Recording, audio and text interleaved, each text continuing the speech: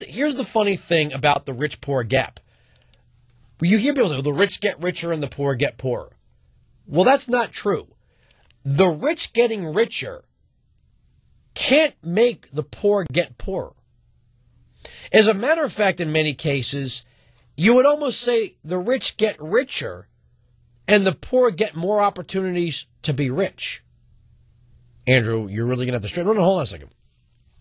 I always hear, what's funny about liberals don't like Tim Tebow, but they love Tiger Woods. They don't like conservatives, but they love Kim Jong-il. They don't like the Duggars on 19 Kids and Counting, but they love big welfare families. So it's all this sort of twisted cultural Marxist stuff that's infected their brains like a brain-eating amoeba. They look at income inequality and they look at the children of privilege and they don't like it. But they never seem to ever say, hey, Chelsea Clinton, why don't you get a real job? Hey, Kennedys, why don't you get real jobs? Hey, how come Nancy Pelosi her daughter gets to call herself some kind of filmmaker? How come your kids don't have to get real jobs? But what's a real job?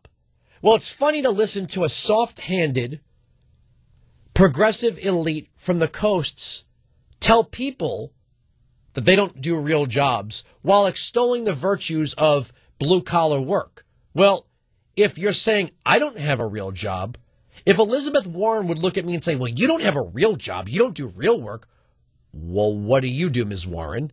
You don't work with your hands either. Who defined real work as working with your hands? I have no idea.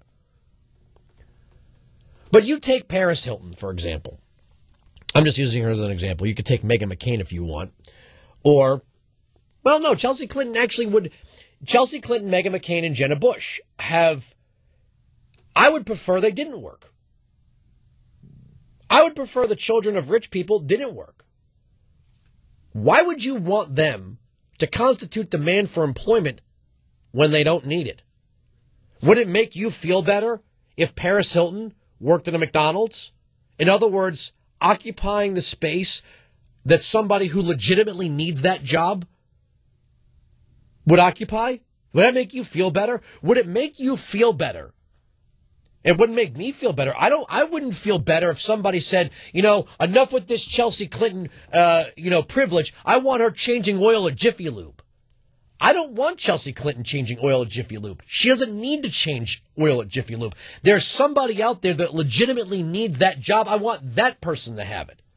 You see, when the rich get richer, if they spoil their kids freaking rotten, so what? What do you care? If their kids don't ever do a productive day's work in their life, so long as they're not asking anybody for anything, what do you care? As a matter of fact, and look, I don't plan to raise my daughter like this, and I'm not one of these people, and even if my career blossoms and I become so wealthy that Desiree and whatever future child I may have doesn't have to work, I'm still going to teach her lessons the way my father taught me. But why would you want somebody who has all of the money that they'll ever need in their life to occupy a job? Why would that make you feel better? That means, again, you can't have two people occupying the same space. I think they covered that in the movie Time Cop. If Paris Hilton is told, hey, you better get a real job, you're going to go work at wherever, she would be denying somebody a job who really needs it so you can teach her some kind of lesson. Now, here's the thing. Meghan McCain, let's take Maggie Mack here. Let's take Maggie Mack and cheese. She's on TV a lot now. I know what it takes to try to make it in media. But it's not like Maggie Mack or Jenna Bush or Chelsea Clinton are trying to break into TV, while working that bartending job and really just trying to break in. As a matter of fact, Mommy and Daddy set Maggie Mack up in an apartment, and she's available all day and all night. In other words, whether or not she ever gets on TV doesn't make a difference. Mommy and Daddy have set her up.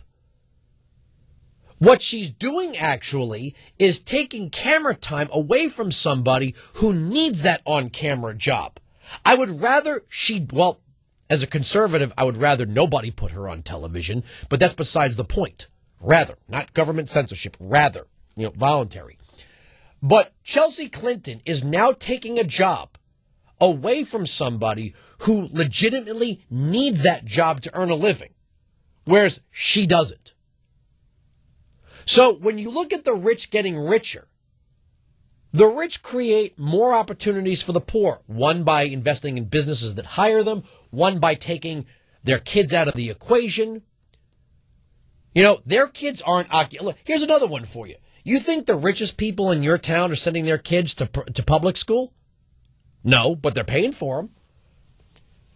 For every kid whose parents don't pay taxes but send their kids to school, there's probably some rich person whose property taxes are so astronomical, they're probably paying for a quarter or a third or maybe even half of the school budget, while there's a whole bunch of people who are paying nothing. So the fact that that rich guy is paying for the school and not even sending his kids there is a benefit to poor people who don't pay jack squat. But here's something for you. If you're a family of four trying to scrape by on, let's say, 25 grand, and I come along and I make $50 million, did you make less than 25 grand all of a sudden? Did I make you poorer? If I were to make $25 million and you're making 25 grand, or $50 million and you're making 25, let's just say 25 million, let's say 2.5 million. If I make 2.5 million and you're making 25 grand, how did I make you poorer? That's what I don't understand. The rich get richer, the poor. But okay, that might be true, but the poor aren't getting poorer because the rich are getting richer. If you think I'm wrong, I'd love you to explain. If, let's say, I'm working in radio and I increase my profile, let's say I get I write a book or I get a TV job, or let's just say my income begins to increase. How does a poor person's income decrease as a result? Again, like the social contract, there's no answer. Do you ever notice the smartest people in the world can't ever explain anything? Progressive liberals can't actually explain anything. I can. I'm not a progressive liberal.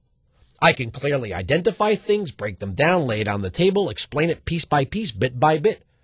Somebody getting richer cannot, in essence, make somebody else poorer unless they are somehow taking that money away from them. That would mean because Lady Gaga earned $100 million that she somehow created poverty. Right? If Bruce Springsteen goes out on tour and gets richer, there must be more poverty in his wake. Right? I mean, if wealth creates poverty, that would mean that every time a liberal progressive entertainer signs on a $20 million picture deal, that somebody has to get poorer in the process. Right? Boy, George Soros must be creating a lot of poverty. I mean, there must be some real despair out there on Cannery Row because of Warren Buffett. If the rich, by getting rich, create poverty, then what about all the rich liberals who have $39,000 to contribute to Obama's campaign to have dinner with him? What about all those rich people on Martha's Vineyard? You know, all the rich Democrats out there on Martha's Vineyard? What about all those rich liberals in New York City? And in San Francisco? And in Los Angeles? Who did they make poor? Oh, no. Progressives never make anybody poor to get rich. It's just evil Republicans when they get rich. And there's no such thing as working class Republicans. There's no such thing as working class conservatives. That's crazy talk.